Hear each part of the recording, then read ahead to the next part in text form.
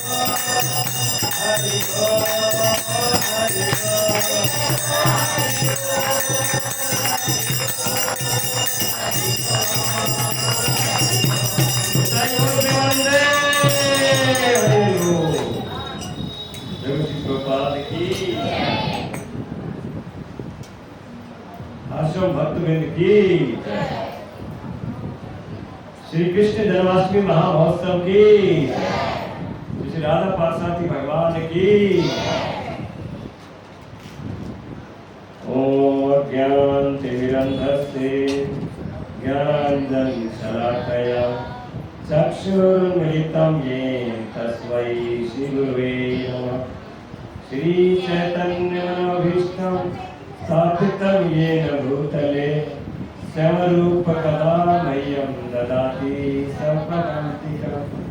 वंदेऽहं श्रीगुरो श्रीयुतपदकमलं श्रीगुरुवैष्णवांश्च श्रीरूपं साधुजातं सहगणरघुनाथान्वितं तं सजीवं साद्वैतं सावधूतं परिजनसहितं कृष्णचैतन्यदेवं श्रीराधा कृष्णपादान् सहगण ललिता श्रीविशाखान्विताश्च हे कृष्ण करुणा सिंधु दीनबंधु जगत्पते गोपेश गोपिका कांत राधा कांत नमस्ते तप्त कांचन गौरांगी राधे वृंदावनेश्वरी विश्वानुसुते देवी प्रणमामि हरि वाञ्छाकल्पतरुभ्यश्च कृपा सिन्धुभ्यः पतितानां पावनेभ्यो वैष्णवेभ्यो नमो नमः। जय श्री कृष्ण चैतन्य प्रभु नित्यानंद श्री अद्वैत गदाधर शिवासादि गौर भक्तवृंद। हरे कृष्णा कृष्ण कृष्ण हरे हरे हरे राम राम राम हरे। नमो विष्णुपादाय कृष्णप्रेष्ठाय भूतले श्रीमते भक्ति वेदांत स्वामी निधि नामिने नमस्ते सरस्वते देवी गौरवाणी कल्पाणिने निर्विशेष शून्यवादी पाश्चात्य देशिका जगद्गुरु श्री प्रभुपाद के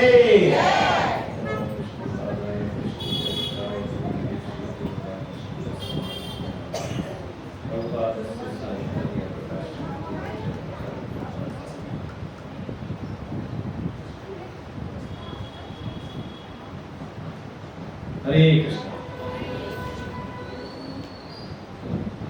आपके यहाँ बहुत सारी चर्चा हो चुकी है भगवान श्री कृष्ण की लीलाओं के ऊपर, हर बार हो रही है ना? थोड़ी देर चर्चा करेंगे आज भगवान श्री कृष्ण के विवाह के ऊपर, रुक्मिणी कृष्ण विवाह, और फिर जितना समय रहेगा सुदामा जी के बारे में। वैसे आज बहुत विशेष दिवस है, आज वामन द्वादशी है। तो जानते हैं कितने भक्तों ने कल व्रत रखा था एकादशी का? तो काफी व्रत रखा। तो कल एकादशी थी और आज वामन द्वादशी है। आज के दिन भगवान वामन देव प्रकट हुआ। सबको प्रसंग पता है कि वामन देव ने 3 पग भूमि मांगी थी और उसने जो है 2 पग में सब कुछ नाप लिया और उनके पैर का अंगूठा टच हुआ तो वहाँ से गंगा जी भी प्रकट हुई, जिसको बाद में चढ़ाने के रूप में शिव जी ने अपने मस्तक पर धारण किया। और तीसरे पग में फिर बलि का सर्वस्व लिए बलि ने अपने मस्तक पे तीसरा पग धारण करवाया। 3 पग में सब कुछ नाप लिया। तो आज जो है वो विशेष दिवस है वामन द्वादशी। इसके अतिरिक्त हमारे 6 गोस्वामियों से एक बहुत विशेष सबसे छोटे श्री जीव गोस्वामी जी का भी आज आरंभ है। वामन द्वादशी महामहोत्सव की जय, श्री जीव गोस्वामी पाद की। तो आज जो है हम चर्चा कर रहे हैं, इसको बंद करिए। तो आज जो है रुक्मिणी कृष्ण के विवाह की हम चर्चा करेंगे। तो भगवान श्री कृष्ण का जो प्रथम विवाह हुआ था किसके साथ हुआ था? रुक्मिणी जी के साथ। तो भगवान श्री कृष्ण उस समय द्वारका में थे और रुक्मिणी जी कहाँ पे थी? महाराष्ट्र में स्थान है विदर्भ, कुंडिलपुर। वहाँ पे जो है उनके पिता भीष्मक राजा थे और रुक्मिणी अकेली बहन थी रुक्मिणी जी। उनके 5 भाई थे। तो सबसे बड़ा भाई रुक्मी था, जो कि बाद में राजा बनने वाला था, राजा भीष्मक के बाद। तो रुक्मिणी जी कभी भगवान कृष्ण से मिली नहीं थी, भगवान कृष्ण भी कभी रुक्मिणी जी से मिले नहीं थी, कभी दूसरे को देखा नहीं था। लेकिन फिर भी रुक्मिणी जी ने दुनिया का पहला प्रेम पत्र जो है भगवान कृष्ण का नाम लिखा। कभी देखा नहीं था तब भी। कैसे हो पाए ये कि रुक्मिणी जो है ना, जो राजा भीष्मक थे वो बहुत अच्छे भक्त थे, उनका बहुत अच्छा भाव था और साधु संतों को बहुत सम्मान करते थे। तो उनके राज्य में बहुत सारे साधु संत आते रहते थे, विशेषतः नारद जी भी आते थे। तो आते थे तो भगवान श्री कृष्ण के बारे में चर्चा करते थे, उनके बारे में बताते थे कि भगवान कितने सुंदर हैं, कितने आकर्षक हैं, किस प्रकार सर्वगुण संपन्न हैं, 64 कला परिपूर्ण है, 16 गुण संपन्न है, और उनके जो भिन्न भिन्न गुण हैं उनके बारे में चर्चा होती है, उनकी जो बाल लीलाएं हैं उनकी चर्चा होती है, और किस प्रकार जो है वो सर्वशक्तिमान है, किस प्रकार सबसे अच्छे मित्र भी हैं, और ऐसे जो है नारायण जी सब चर्चा करते हैं। तो श्रवण इतना शक्तिशाली होता है, भगवान की अगर सुन रहे हैं हम तो क्या होता है, धीरे धीरे भगवान के प्रति आकर्षण उत्पन्न हो जाता है, भगवान से प्रेम हो जाता है। ये वास्तव में श्रवण का लाभ है। इसलिए सबसे अधिक महत्व गाया गया है ग्रंथ है श्रीमद् भागवतम का। तो दो ग्रंथ हमारे मुख्य, एक श्रीमद् भगवद गीता और दूसरा श्रीमद् भागवतम। सबको पता होगा अंतर इसका, फिर भी बार दोहरा लेते हैं। श्रीमद् भगवद गीता जो अर्जुन प्रश्न पूछ रहे हैं और भगवान कृष्ण के प्रश्नों को उत्तर दे रहे हैं कुरुक्षेत्र के युद्ध स्थल में, 18 अध्याय 700 श्लोक है। जो भागवतम है ये अर्जुन के पुत्र हैं, अर्जुन के पोता कौन है, परीक्षित। अर्जुन के पुत्र अभिमन्यु, और अभिमन्यु और उत्तरा के पुत्र हैं परीक्षित। अभिमन्यु की मृत्यु हो गई थी युद्ध में, उस समय परीक्षित जो है माता के गर्भ में थे, माता उत्तरा के गर्भ में, और बाद में फिर जो है उनका जन्म हुआ, और उनकी रक्षा के लिए भगवान श्री कृष्ण गर्भ में, भगवान कृष्ण कुरुक्षेत्र के युद्ध समय के युद्ध के बाद कुछ समय वहीं पर रुके, और बाद में जो लाने के लिए तत्पर हुए तो उस समय जो है ब्रह्मास्त्र छोड़ दिया। किसने, अश्वत्थामा ने। अश्वत्थामा ने एक ब्रह्मास्त्र छोड़ा था द्रौपदी के पुत्रों की हत्या करने के लिए। कितने पुत्र थे, 5। युद्ध समाप्त हो गया है और द्रौपदी के सोते हुए पुत्रों की हत्या कर दी थी ब्रह्मास्त्र। अश्वत्थामा जो है द्रोणाचार्य के पुत्र, तो 5 पुत्र मारे गए, लेकिन फिर भी एक वंशज बाकी था। कौन था, जो कि उत्तरा के गर्भ में थे परीक्षित। वो अगले वंशज बनने थे, अगले राजा बनने थे, क्योंकि द्रौपदी के 5 पुत्र मारे गए थे जो बड़े थे। अब बाद में जो है उसको गर्भ की हत्या करने के लिए अश्वत्थामा ने छोड़ दिया, और इतना जो है इसका ब्रह्मास्त्र का उपयोग इतना बिल्कुल परफेक्ट होता है कि वो गर्भ में जाके परीक्षित को मारेगा, उत्तरा को कुछ नहीं होगा। ऐसे नहीं कि आजकल बम फोड़ते हैं, कोई ना कोई मर जाए, 5-10 लोग मर जाए, कहीं कोई मर जाए, कोई मतलब नहीं। लेकिन इतने जो है उस समय बिल्कुल सही एकदम निशाने वाले जो है अस्त्र पकड़े, किसको मारना है किसको नहीं मारना, बिल्कुल वैसे ही मारेगा। अब ऐसे अस्त्र में जो है भगवान श्री कृष्ण के पास उत्तरा भागी तुरंत कि कोई लोहे का जो है जलता हुआ मेरे घर में जा रहा है, कोई बचाइए मेरे को।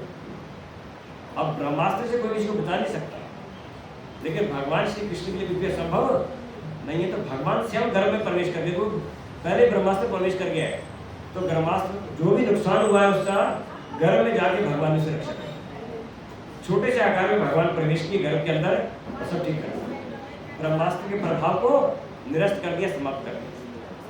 कौन कर सकता है ऐसा, केवल भगवान ही कर सकते हैं, क्योंकि पांडव भगवान के भक्त हैं, उत्तरा के भक्त हैं।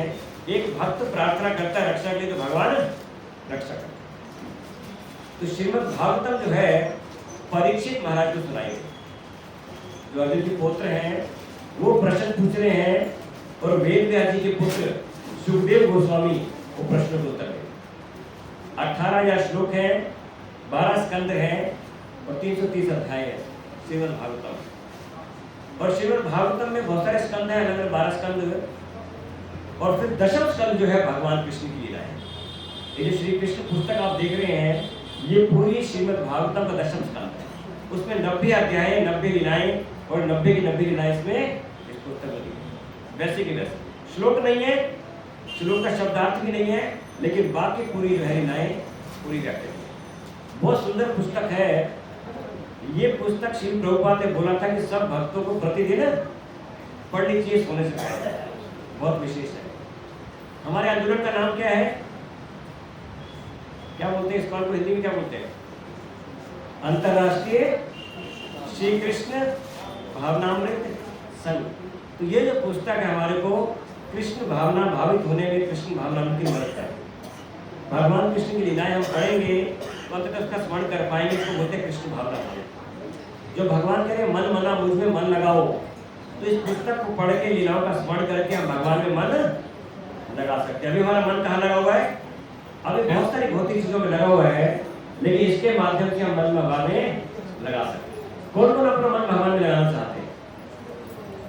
बहुत ही विशेष है, बधाई की पात्र हैं। तो थोड़ी सी हम जो है कुछ एक दो यहाँ की चर्चा करने का प्रयास करेंगे। तो रुक्मिणी जी जो है हमने चर्चा की कि रुक्मिणी जी ने जो है पहला प्रेम पत्र लिखा। कैसे लिखा? कि वो श्रवण कर रही थी। क्या श्रवण कर रही थी? भगवान की लीलाएं। श्रीमद् भागवतम में क्या है? भगवान की लीलाएं, भगवान की लीलाएं, भगवान की भक्तों की लीलाएं। भगवान श्री राम का चित्र भी है और जो है नरसिंह भगवान का चित्र भी है, भगवान श्री कृष्ण का चित्र भी है, भक्त प्रहलाद का, ध्रुव महाराज का, पृथु महाराज का, भीष्म पितामह का, ये सारे चरित्र जो है ये और ये प्रसंग भी उत्तरा वाला सब किसमें है? श्रीमद् भागवतम। आपने सुना होगा भागवतम सप्ताह होते हैं जगह जगह। तो वास्तव में एक सप्ताह ये सारी भागवतम बोली किसने? सुखदेव गोस्वामी, वेद व्यास जी के पुत्र सुखदेव गोस्वामी बोल रहे हैं, व्यासासन में विराजमान है और परीक्षित महाराज और बाकी ऋषि मुनि बहुत सब बैठ के सुन रहे हैं। अब सुनने वालों में सब वेद व्यास भी हैं, सुनने वालों में नारद जी भी हैं और बहुत सारे ऋषि मुनि बैठ के सुन रहे हैं। इसलिए विशेष कथा है। वास्तव क्या है? भगवान की लीलाएं। सबसे अधिक महत्वपूर्ण हमारे जीवन में कुछ है तो भगवान की लीलाओं को सुनना। भगवान किस लिए आते हैं भौतिक जगत में? क्या उद्देश्य है? किस लिए आते हैं? ये धर्म की स्थापना के लिए आते हैं, धर्म का नाश करने आते हैं, दुष्टों का संहार करने आते हैं, लेकिन उससे अधिक महत्वपूर्ण परित्राणाय साधु नाम, भक्तों का जो है वो भक्तों के साथ लीलाएं करने के लिए आते हैं। हम सबको लीलाएं करके दिखाते हैं कि देखो ऐसी लीलाएं आप भी मेरे साथ कर सकते हो, आप सब आओ मेरे धाम में मेरे साथ लीलाएं करो। भगवान हमारे को आमंत्रित कर रहे हैं। इन्विटेशन कार्ड, आप सबके घर में इन्विटेशन कार्ड आता है ना, शादी का न्योता। आजकल तो मोटे मोटे कार्ड आते हैं, है ना, लेकिन ये जो भागवतम है ये बहुत मोटा कार्ड है, इन्विटेशन कार्ड। हम सबको बुला रहे हैं भगवान के, आ जाओ मेरे साथ मेरे धाम में मेरे साथ लीलाओं में भाग लो, मुझे बड़ा अच्छा लगेगा। आओ, हमें अच्छा लगेगा, भगवान तो बुला रहे हैं, वो चाहते हैं हम सबको एक एक को न्योता दे रहे हैं, सबको नाम से अलग अलग, बच्चों को भी उसको भी सबको न्योता दे रहे हैं। अब हम जाना चाहें तो हम भगवान की लीलाओं का अध्ययन करें, उनका श्रवण करें तो जा सकते हैं। तो ये जो लीलाएं हैं ये बहुत मधुर है वास्तव में। अब ये जो प्रसंग आ रहा है रुक्मिणी जी का, रुक्मिणी जी की एक ही योग्यता है। रुक्मिणी जी ने भगवान कृष्ण को पति के रूप में प्राप्त कर लिया, योग्यता एक ही है, उन्होंने सुना भगवान के बारे में। नारद जी से बाकी भक्तों ने भगवान के बारे में श्रवण किया। सुनना बहुत महत्वपूर्ण है। सुनने से प्रभाव पड़ता है या नहीं पड़ता? पड़ता है। कितना प्रभाव होता है, कितना शक्तिशाली है सुनना। देखिए अभिमन्यु माता के गर्भ में है और अर्जुन जो है वो सुना रहे हैं चक्रु के बारे में, कैसे चक्रु में प्रवेश करना है। तो गर्भ में सुन लिया अभिमन्यु ने, और गर्भ में सुन के सीख भी गए और चक्रु में प्रवेश भी कर गए। लेकिन जब वो चक्रु से निकलने के बारे में बता रहे तो उनकी बातें सुन गई, तो निकलने का नहीं सुन पाए तो प्रवेश करने पर निकल नहीं पाए। तो देखिए बहुत महत्वपूर्ण है श्रवण। माता के गर्भ से श्रवण प्रारंभ हो गया। कोई व्यक्ति सो रहा है ना, कैसे जगाते हैं उसको? आवाज देते हैं जोर से। कान फिर भी काम कर रहे हैं, सुन लेगा, फिर भी जोर से आवाज लेगा, सुन लेगा, सोते हुए ना रुक जाएगा। तो इतना महत्वपूर्ण श्रवण किसको प्रभावित करता है? श्रवण किसको करता है? भगवान की लीलाएं किसको प्रभावित करती है? बद्ध जीवों को, मुक्त जीवों को, देवी देवताओं को, भगवान को, हमको किसको प्रभावित करती है? अरे किसको?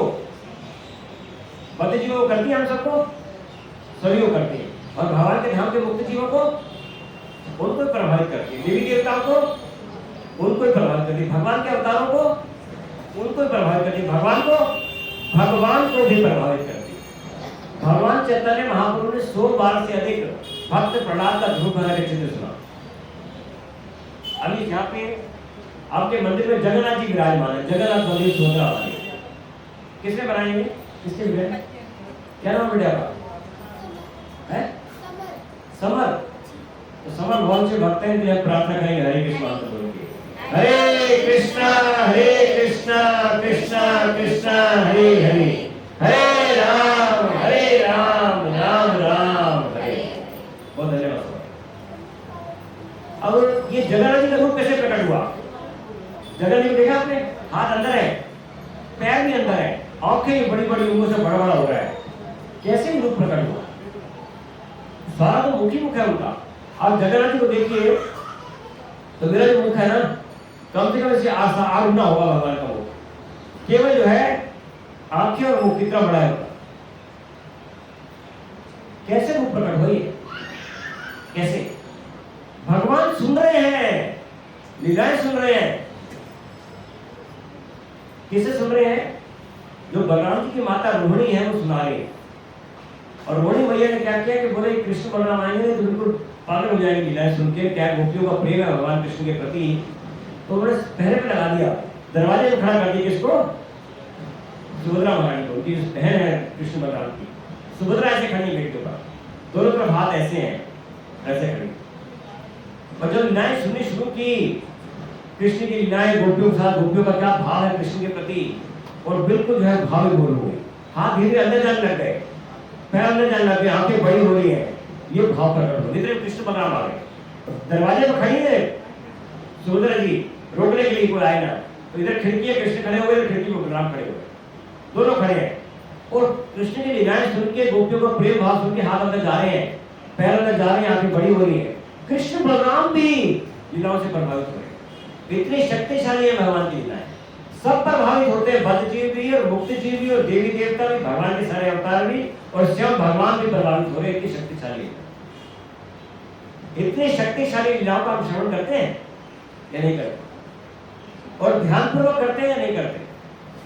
बहुत ध्यानपूर्वक श्रवण कर रहे हैं।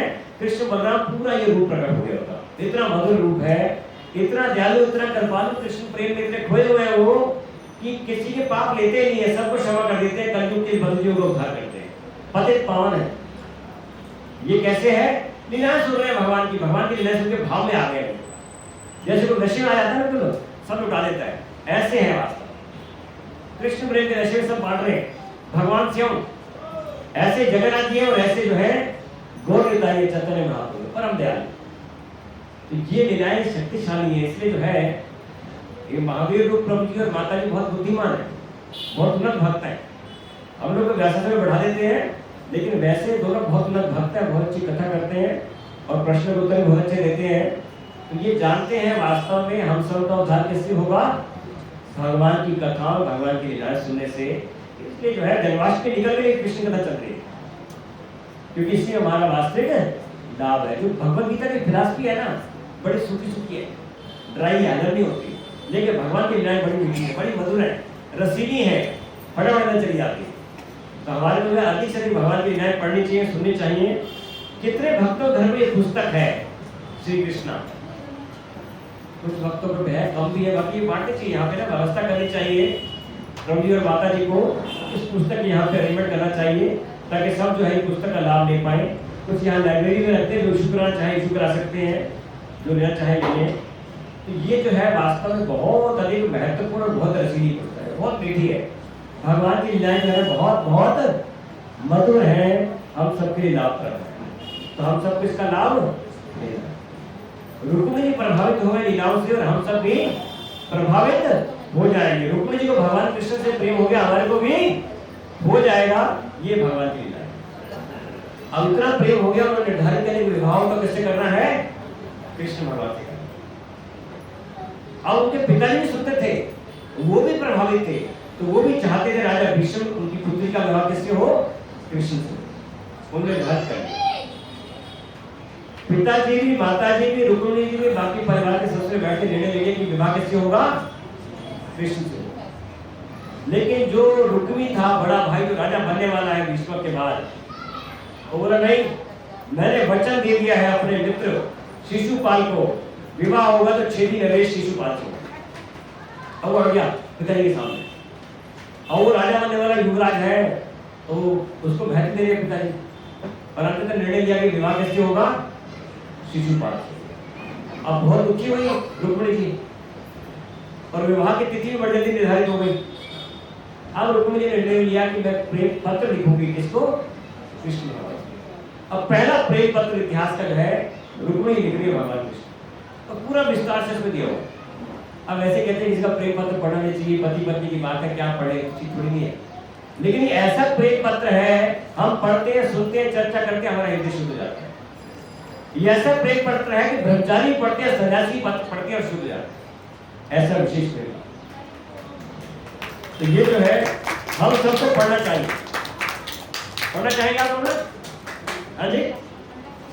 तो यहाँ पे जो ब्राह्मण है, सबसे पहले जब वो जाते हैं पत्र लेके, समय बड़ा कम है, और पत्र लेके वो गए हैं, तो भगवान श्री कृष्ण चूंकि गृहस्थ के रूप में है, तो गृहस्थ को कैसे साधु संतों का, भक्तों का, ब्राह्मणों का सत्कार करना चाहिए भगवान दिखाते हैं।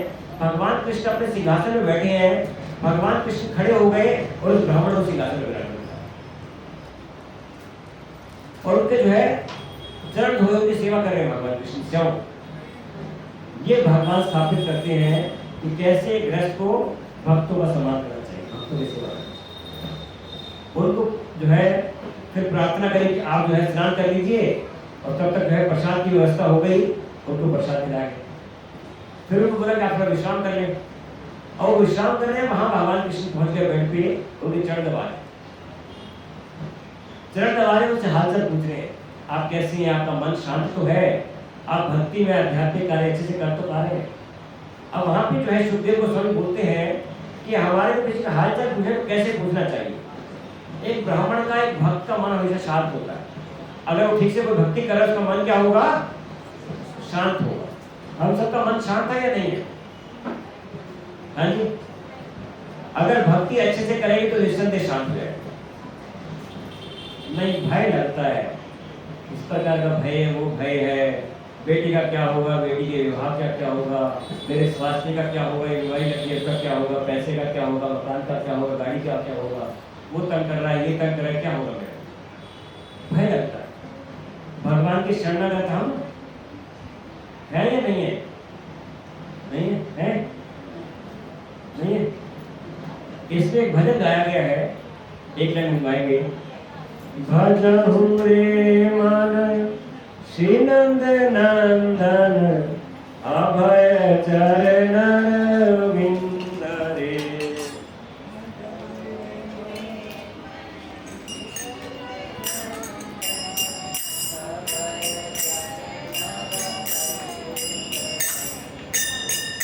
भजहु रे मन श्री नंद नंदन अभय चरण विंद रे।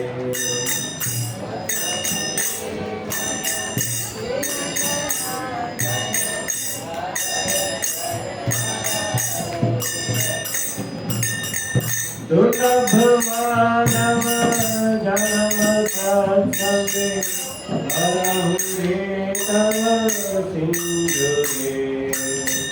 दुर्लभ मानव जन्म सत्संगे हरहु रे तव सिंधु रे। जरा भजन जाएंगे तो वास्तव में यहाँ क्या बताया है कि नंद नंदन कृष्ण का भजन करें, उनकी भक्ति करें तो क्या होगा? इस भवसागर को पार करें, सारे भय दूर हो जाए। अभय चरणारविंद, ये जो चरण है ये सारे भय को दूर करें। इन चरणों की शरण जिसने ग्रहण कर ली, उसके सारे भय दूर हो। जो भी अपने भय दूर करना चाहता है, एक ही उपाय और कोई उपाय, एक ही उपाय, भगवान के चरणों को पकड़ने। अब रुक्मिणी जी जो है भगवान कृष्ण के चरणों को पकड़े हुए, और वो जो ब्राह्मण भी है वो सच्चा ब्राह्मण वास्तविक भक्त है, तो पूरी तरह से भगवान पर निर्भर है। वो जानता है कृष्ण भगवान है, लेकिन फिर भी वो ग्रस्त है, वो सेवा करे तो स्वीकार करता, उनके भाव को मान देने के लिए, नहीं तो भक्त है। और कैसे मैं तो प्रश्न पूछने के लिए, प्रश्न कैसे पूछा है कि आपका मन शांत है, ये वास्तविक ब्राह्मण का लक्षण है। तो जैसा भी कोई व्यक्ति कार्य कर रहा है उस प्रकार से हमारे को हाल चाल पूछना चाहिए, यह बताएगा, बहुत महत्वपूर्ण है।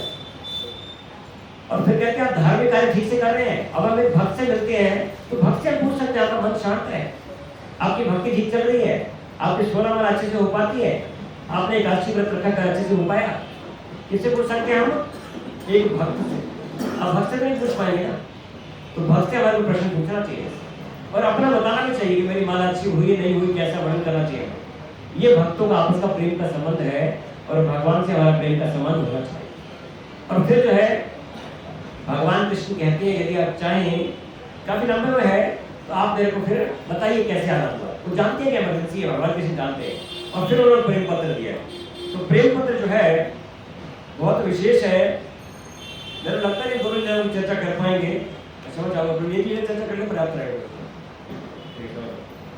तो जो है जो वो पत्र लिख रही है माता की रुक्मिणी मैया, तो रुक्मिणी ये कह रही है, रुक्मिणी मैया कि आपको लग सकता है, मतलब सबसे पहले प्रणाम कर रही है वो और कह रही है कि हे प्रिय कृष्ण, हे अच्युत, हे त्रिभुवन सुंदर, कोई भी जो आपकी लीलाओं के मिश्रण सुन लेता है वो आपसे आकर्षित हो जाता है। यहाँ से प्रारंभ करें तो हमारे लिए सीख है कि हमारे को भगवान की लीलाएं सुननी है। तो क्या हो जाएगा, कहते जो भी सुन लेता है, श्रवण कर लेता है, तत्काल जो है अपने कानों के द्वारा अपने गुणों, आपके यश उसमें मग्न हो जाता है। उसके सारे भौतिक दुख शांत हो जाते हैं। क्या हो जाता है? भौतिक दुख। ऐसा ही नहीं कि भगवान केवल भक्ति में मदद करते हैं, भौतिक दुखों के बारे में कह रही है यहाँ पे रुक्मिणी। भौतिक दुख क्या हो जाते हैं? शांत हो जाते। रुक्मिणी ठीक कह रही है, गलत कह रही है? गलत तो नहीं कह सकती ना, वो बिल्कुल परम सत्य बता रही है। और बहुत विस्तार में लेटर है, उसमें नहीं जाएंगे, लेकिन एक बता दिया उन्होंने कि जो अपना हृदय वहां स्थिर कर लेता है। और इसमें जो है कह रहे कि मैंने आपके बारे में सुना है और मुझे जो है आपसे प्रेम हो गया, आकर्षण हो गया। मैंने निर्णय लिया कि विवाह करूंगी तो केवल आपसे करूंगी, चाहे जन्म जन्मांतर इंतजार करना पड़े और किससे विवाह नहीं करूंगी, केवल आपसे विवाह। और पूरा पत्र लिखा है उन्होंने। और फिर बाद में लिख रही है कि आप आके मेरा हरण कर लीजिए। क्या कर लीजिए? क्योंकि वहां तो सब आ चुके हैं, अगले दिन विवाह है। आज नत्र पहुंचा है वहां पे, कहाँ? द्वारका में भगवान कृष्ण के पास। विवाह कहाँ पे है? 1000 किलोमीटर दूर है, सुनीतपुर में, विदर्भ में, महाराष्ट्र में। गुजरात से महाराष्ट्र भगवान को जाना है और समय बड़ा कम है। अब जो है बहुत बुद्धिमान है रुक्मिणी जी।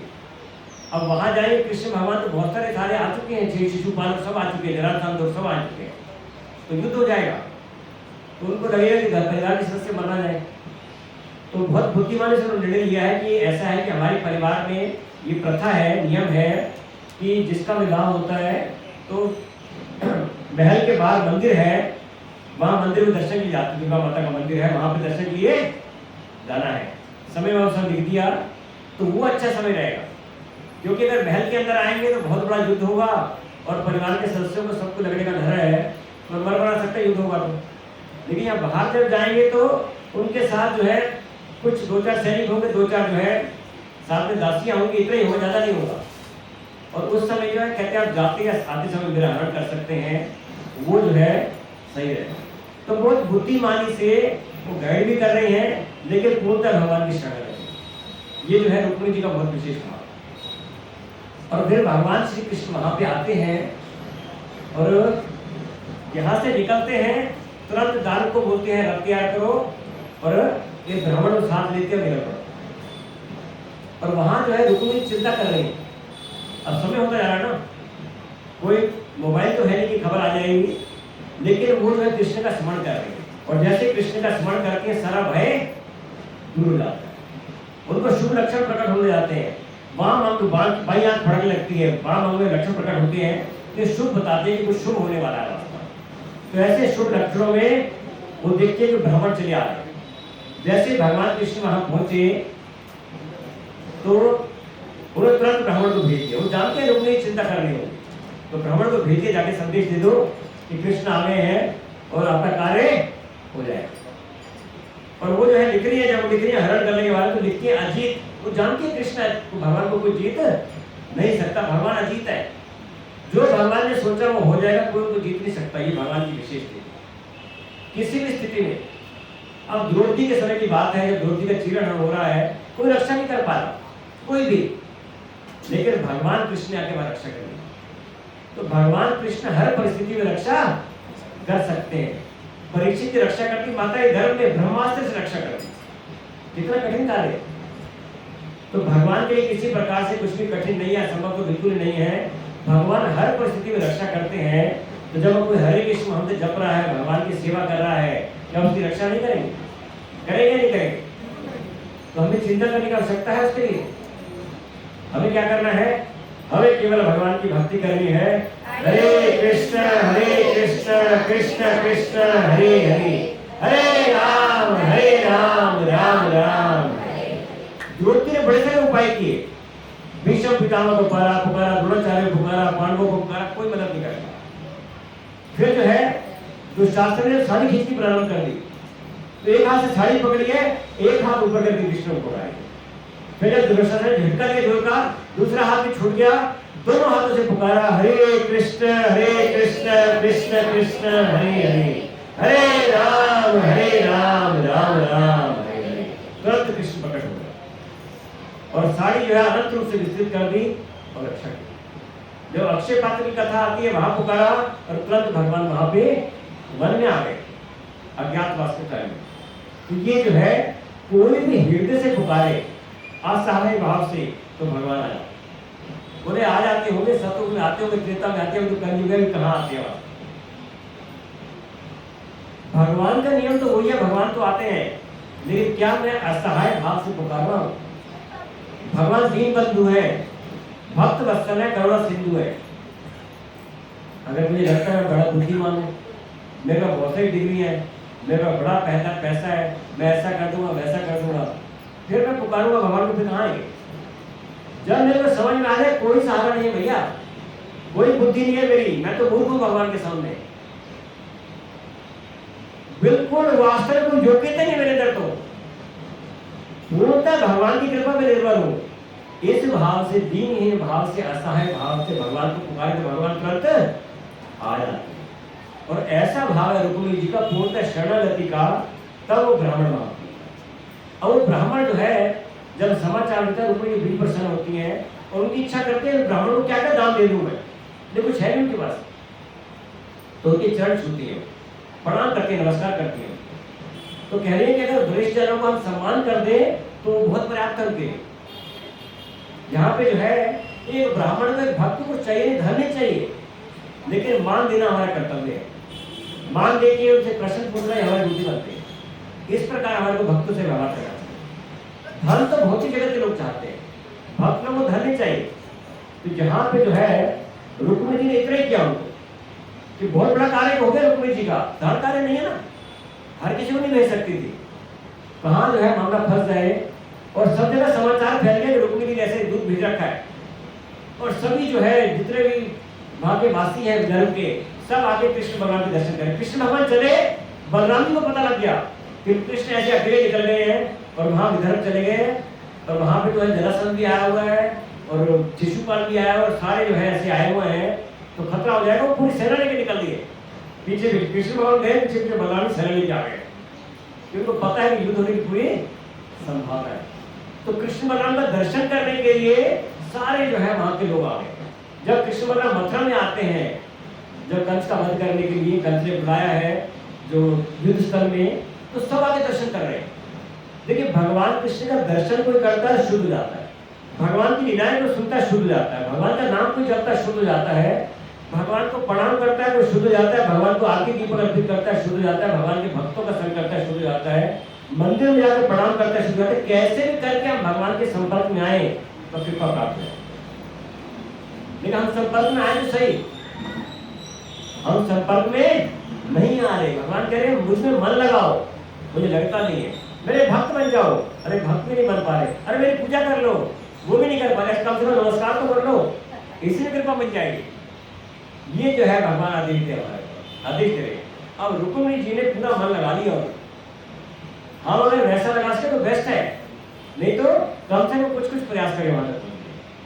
कम से कम बेस्ट तरीका जो कलयुग के लिए बताया है वो ये हरे कृष्ण महामंत्र बताया है। ऐसा करते करते अंततः हमारा मन लग जाएगा। अभी नहीं लगता, भौतिक चीजों में फटाफट लग जाता है, यूट्यूब में लग जाता है, फेसबुक में लग जाता है, टीवी सीरियल में लग जाता है, फिल्म में लग जाता है, भगवान के चरणों में नहीं लगता। सत्य बात है ना, कलयुग की मन है, सबकी स्थिति ऐसी है। लेकिन ये हरे कृष्ण महामंत्र हमारे मन की स्थिति चेंज कर देगा, शुद्धिकरण कर देगा, अंततः हम स्मरण कर पाएंगे जो कि लक्ष्य है। लेकिन हमारे को लीलाएं भी सुननी होंगी, नाम भी जपना होगा, सेवाएं भी करनी होंगी, भक्तों का संग भी करना होगा, तब जाके पूरा प्रोसेस काम करना है। क्योंकि हम श्रवण भी ज्यादा नहीं कर सकते, घुटने दर्द कर जाते हैं, कमर दुख जाती है, बोले काम खत्म करेंगे, बड़ी टाइम तो हो गया, खत्म नहीं करें, प्रसाद कब मिलेगा, ऐसा हो जाता है वास्तव में।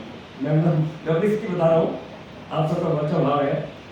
तो ये जो है, जब ऐसी स्थिति है तब भगवान श्री कृष्ण आए, और जब भगवान श्री कृष्ण आ गए, रुक्मिणी को संदेश प्राप्त हो गया, फिर रुक्मिणी निकलती है महल से, तो रुक्मिणी के साथ बहुत कम लोग, ऐसा मैंने बताया था, और सारे जितने भी राजा हैं, शिशुपाल और ये सब जो है, कोई हाथी पे, घोड़े पे, रथ पे, आसपास दूर है, और सब उनकी सुंदरता को देख रहे हैं, सब आकर्षित हैं।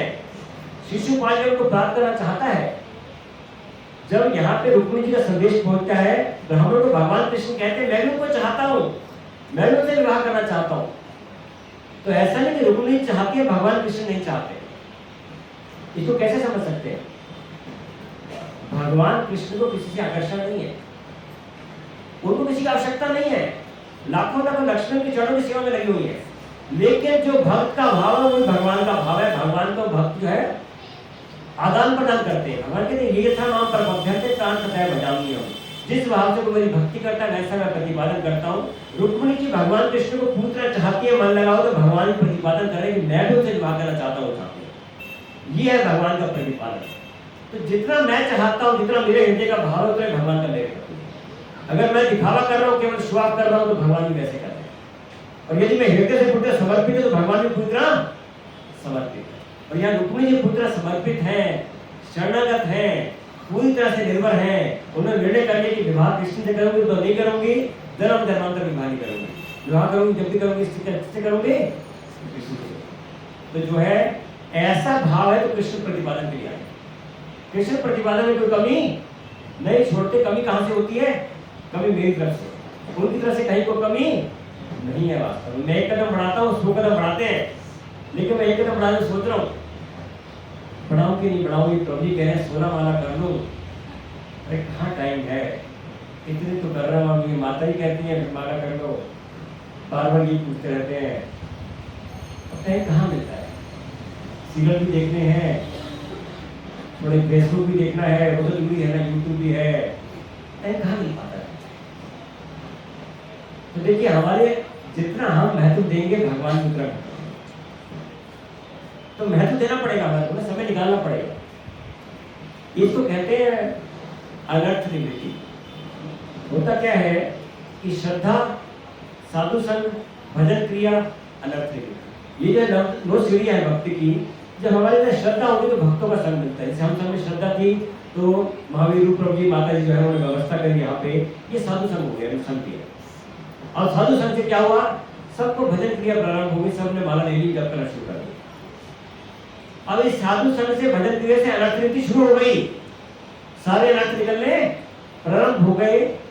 ऐसे जो है ना, कई बार लोग कहते हैं अरे इस काल में चाय नहीं छोड़नी पड़ेगी, अरे प्यारे से छोड़ना पड़ता है। नहीं, हम नहीं जाए, कुछ छोड़ना नहीं पड़ता, अपने आप छूट जाता है, सारे अनर्थ निकल जाते हैं। अनर्थ का मतलब क्या होता है? अनर्थ, जिसका मेरे जीवन में कोई अर्थ नहीं है, वो निकल जाता है। कोई शराब पीता है, इसको अर्थ है जीवन में?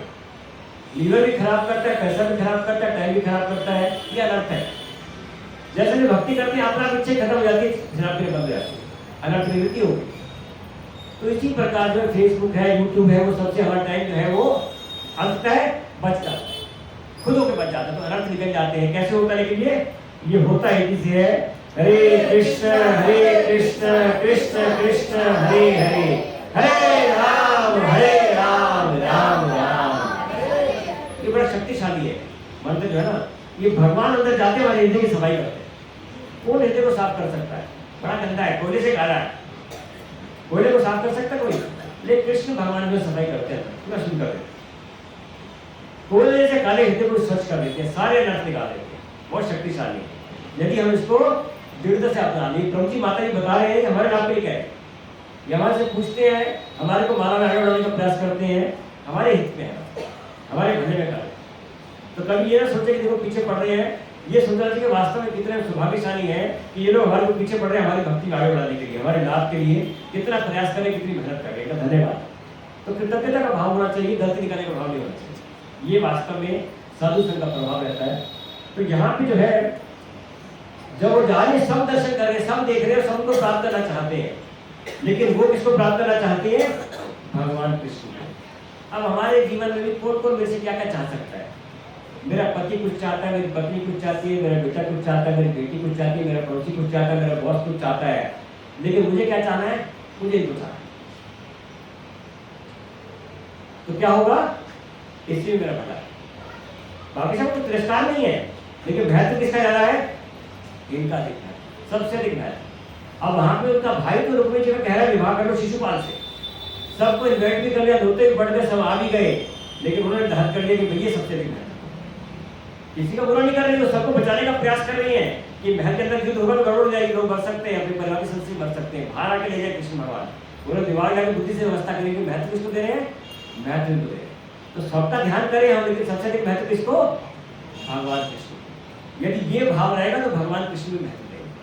जिस प्रकार रुक्मिणी जी को महत्व दिया, तुरंत निकलिए वहां से, 1000 किलोमीटर रथ पे चल के आए पूरी रात, और पीछे पूरी सेना में आ गए, बलराम जी लेके आए। किसी का महत्व है?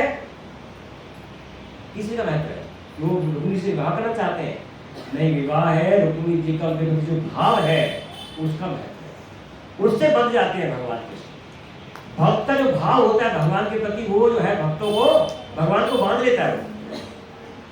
और यशोदा मैया ने भगवान को बांध दिया। अभी कार्तिक मास आ रहा है, जब चर्चा होगी यशोदा माता लीला की, जो है दीपदान होगा प्रति, कैसे हुआ? ये प्रेम भाव से बांध दिया। ऐसे जो राधा रानी ने एक बार भगवान विष्णु को बांध दिया था, राधा दामोदर लीला में।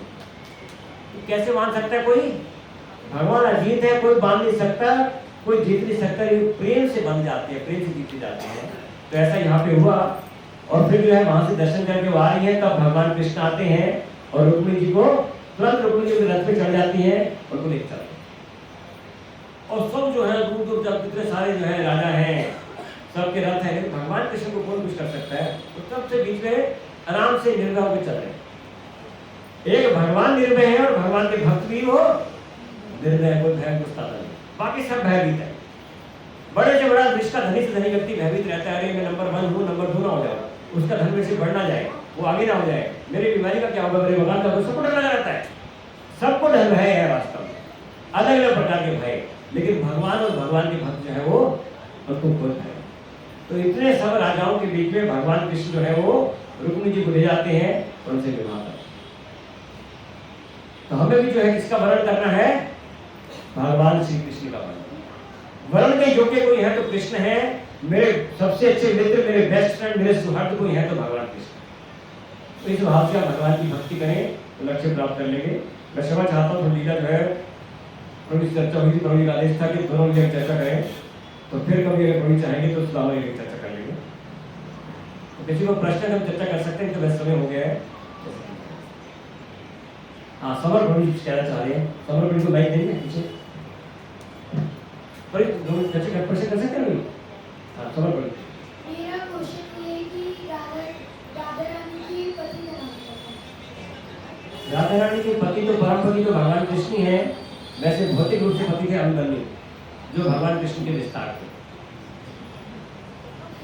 अभिमन्यु, उनकी सास का नाम था जटिला, उनकी ननद का नाम था कुटिला।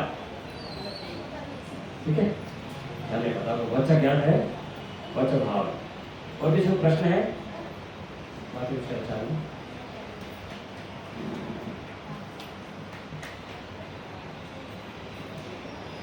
राधे राधे। मैं तो ये पूछना चाह रही हूँ कि जैसे हम राधे जी की माला करते हैं ना, तो उसको हम किसी और में भी इस्तेमाल कर सकते हैं, जैसे और किसी का, अब तो सिर्फ हमें दी हुई है ना राधे राधे के लिए, कृष्ण जी के लिए, तो हम कोई और मंत्र में कर सकते हैं उस माला को? देखिए ऐसा है, राधे राधे कौन बोलता है और हरे कृष्ण कौन बोलता है, हाँ अंतर चर्चा करता हूँ इसमें। जैसे अब किसी की पत्नी है, एक प्रभु की पत्नी है, अब प्रभु जो है उसको किसी नाम से बुला सकते हैं, थोड़ा टेढ़ा मेढ़ा नाम करके बोल सकते हैं ना। अब फिर किसी का राधिका नाम है तो राधा भी बोल सकता है अपनी पत्नी को, वो राधे भी बोल सकता है, राधु भी बोल सकता है। लेकिन जब मैं उसकी पत्नी को पुकारूंगा तो मैं क्या बोलूँगा? श्रीमती राधिका रानी, ऐसे बोलूँगा ना। मेरा तो अधिकार नहीं है उनको राधा बोलने का या राधे बोलने का, किसका अधिकार है? उनका अधिकार है, पति बोल सकता है अपनी पत्नी। या फिर जो पत्नी के भाई वगैरह हैं, मित्र हैं, सहेलियां, वो बोल सकते हैं ना। जो उनके कज़न हैं वो मजाक में बोलते होंगे, जो भाई बहन है वो बोलते होंगे। तो इसी प्रकार राधा रानी को हम बोलते हैं श्रीमती राधा रानी। भगवान कृष्ण राधे बोलते हैं। जो ब्रजवासी हैं, ब्रजवासी जो उनका परिवार है राधा कृष्ण का, तो वो क्या बोलते हैं? वो राधे राधे बोलते हैं। लेकिन हम बोलते हैं श्रीमती राधा रानी। और जो राधा रानी है वो भगवान हरि, भगवान कृष्ण के मन को हर लेती है। भगवान सबके मन को हरते हैं कृष्ण भगवान, और वो राधा रानी के मन को हर लेती है, इसलिए उनको बोलते हैं हरा। और जब हरा को पुकारते हैं, संबोधित करते हैं, क्या बोलते हैं? हरे, हरे कृष्ण। यानी राधा कृष्ण है, लेकिन राधा रानी का नाम नहीं लिया हम। तो क्योंकि हम सम्मान दे रहे हैं प्रॉपर से, इसलिए हम हरे कृष्ण बोलते हैं। तो जब हरे कृष्ण बोलते हैं, है वही मतलब, लेकिन फिर भी कलयुग के लिए विधि बताई। कलयुग में विचार बड़े दूषित है। अब किसी पत्नी का मैं नाम दे रहा हूँ, उन्होंने विचार बता सकता है। तो जो विधि बताई है शास्त्रों में, तो शास्त्र में बताया कलि संतरण उपनिषद में कि कलयुग में मंत्र क्या है? मंत्र है हरे कृष्ण कृष्ण कृष्ण हरे हरे, हरे राम राम राम हरे। और ये मंत्र नहीं है, ये महामंत्र है। अब महामंत्र क्यों भाई? अब जैसे छोटी सी बीमारी होती है ना, डॉक्टर में जाओ, वो दवाई लिख देता है 5 mg की गोली ले लो, 10 mg की ले लो। अब बड़ी बीमारी कितने लेंगे?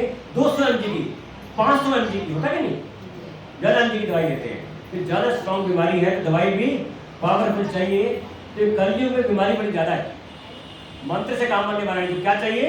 महामंत्र चाहिए। हरे कृष्ण कृष्ण कृष्ण हरे हरे, हरे राम राम राम हरे हरे।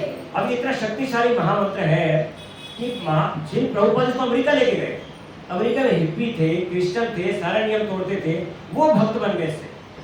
हम कोई सतयुग की बात नहीं कर रहे, त्रेता युग की बात नहीं कर रहे। बोले सतयुग में लोग भक्त बन जाते, बड़ी बात क्या, त्रेता बन जाते हैं। ये कलयुग की बात कर रहे हैं। कोई 500 वर्ष पहले की बात नहीं हो रही। कब की बात हो रही है? 1965 में प्रभुपाद अमेरिका गए। उस समय लोग भक्त बन गए, आज भी बन रहे हैं। तो ये हरे कृष्ण मंत्र की शक्ति है, क्योंकि इसलिए है, ये कलयुग के लिए। और जैसे जैसे कलयुग बढ़ेगा, शक्ति बढ़ती चली जाएगी। तो बाकी सब मंत्रों की शक्ति जो है वो कम हो रही है कलयुग में, इसकी शक्ति बढ़ रही है। तो आपको क्या करना है? ये हरे कृष्ण नाम जपना है। आप इसको जोड़ लीजिए जीवन में, आप परिवर्तन देंगे।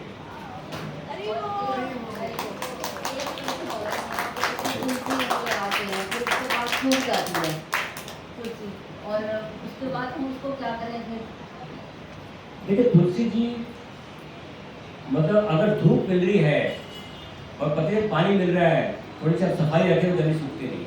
लेकिन समस्या आजकल ऐसी है कि मकान ऐसे हैं कि धूप बिल्कुल नहीं आती, जहाँ धूप नहीं लगती वहाँ थोड़ी समस्या है। तो ऐसे अगर सूख गई है तुलसी, तो सूखी तुलसी आप रखिए।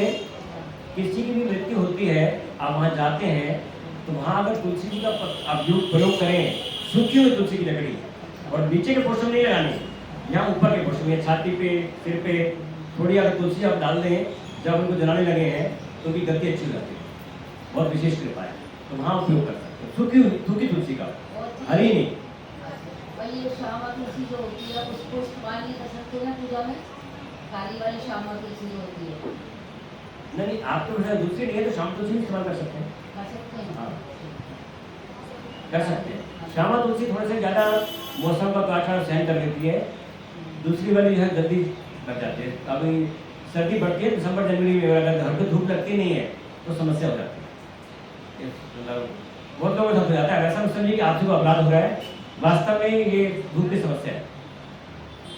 जैसे जन्माष्टमी आएगी तो उस पर हमारे पास हरी तुलसी जो होती है ना, वो नहीं थी, और श्यामा तुलसी थी काली वाली, तो वो हम इस्तेमाल कर सकते हैं। बिल्कुल, किसी ने मना किया आपको क्या? हाँ, तभी मैं आपसे पूछ रही हूँ। नहीं, बिल्कुल कर सकते।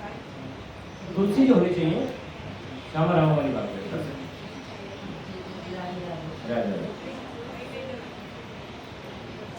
और कोई भक्त कुछ कहना चाहते हैं? पीछे एक मैं हाथ खड़ा हुआ है।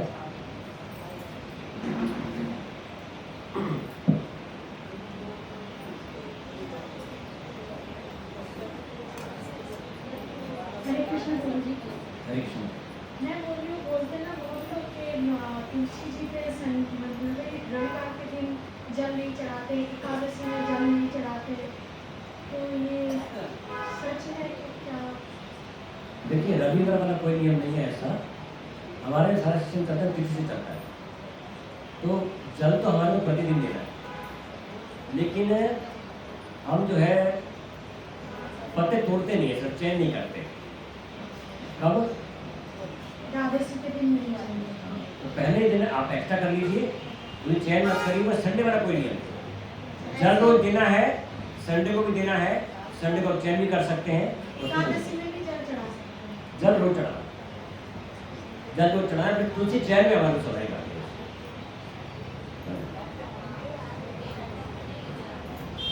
हाँ कुछ कहना चाहते हैं बेटा? ये बच्चे ने हाथ खड़ा किए पीछे पड़े।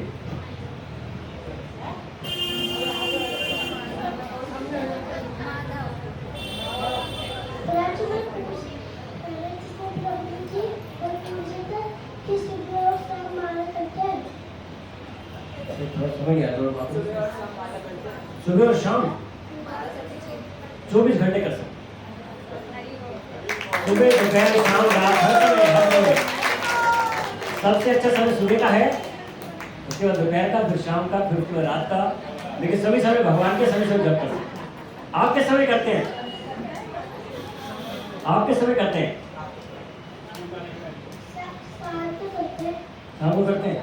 अरे बहुत अच्छा। कितनी माला करते हो? 2 माला। क्या नाम है आपका? तो माता पे से प्रार्थना करेंगे हरे कृष्णा बोल के लिए। हरे कृष्णा कृष्णा कृष्णा हरे हरे, हरे राम राम राम। बहुत धन्यवाद। हरे कृष्ण।